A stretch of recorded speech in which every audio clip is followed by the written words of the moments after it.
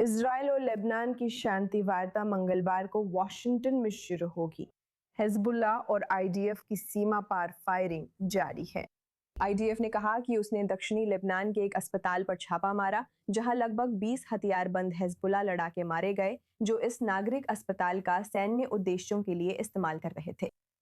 इस दौरान हिजबुल्लाह लगातार इजरायली सीमा पर रॉकेट्स और ड्रोन हमले कर रहा है।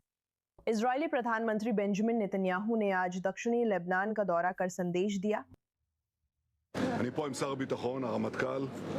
मैं रक्षा मंत्री के साथ हूँ, chief of staff, commander in chief, division commander और हमारे एक रिजर्व सैनिक।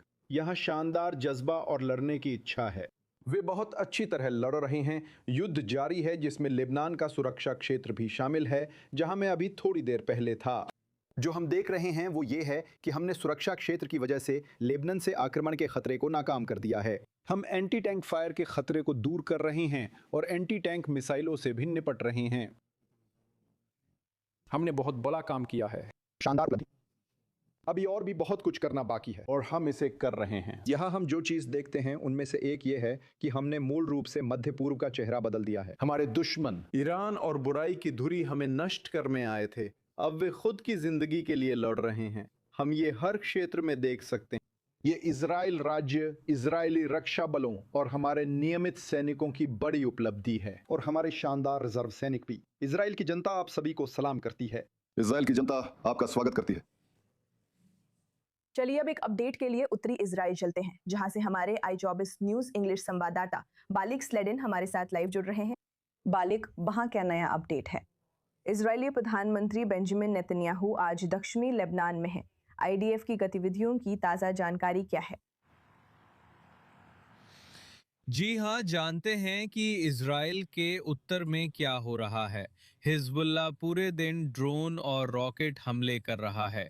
ये सुबह 6 बजे ही शुरू हो गया था और हर घंटे जारी रहा।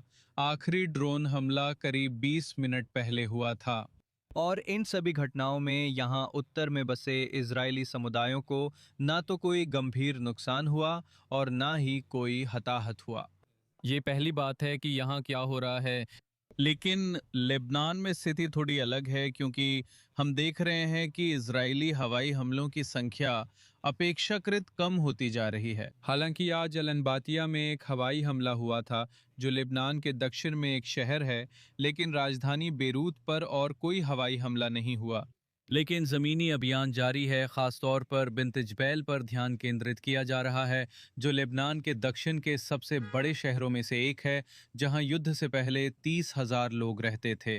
और अब ऐसा लगता है कि आईडीएफ इस पूरे शहर को घेर रही है और अब शहर के केंद्रीय इलाकों में भी जा रही है, जहां हिजबुल्लाह के लड़ाके होने की संभावना है और उनसे निपट रही है। हम यहाँ लगभग 800 ऐसे लड़ाके की बात कर रहे हैं जो अभी भी उस शहर के अंदर हैं। ये लेबनान के अनुमान और स्थानीय रिपोर्ट्स के अनुसार है। और साथ ही लेबनान के दक्षिण में अन्य जगहों पर भी ऑपरेशन चल रहा है, जिसमें एक ऐसा ऑपरेशन भी शामिल है जिसमें उस लड़ाके को मार गिराया गया जिसने स्टाफ सार्जेंट तुवाल यूसुफ लिफ्चिस की हत्या की थी, जिसकी मौत की घोषणा कुछ दिन पहले की गई थी। तो हम कह सकते हैं कि जमीन पर ऑपरेशन कम से कम जारी है और वास्तव में फैल भी रहा है। ठीक है, i24 न्यूज इंग्लिश संवाददाता बालिक स्लेडेन उत्तरी इजराइल से ताज़ा जानकारी दे रहे हैं। रिपोर्टिंग के लिए धन्यवाद।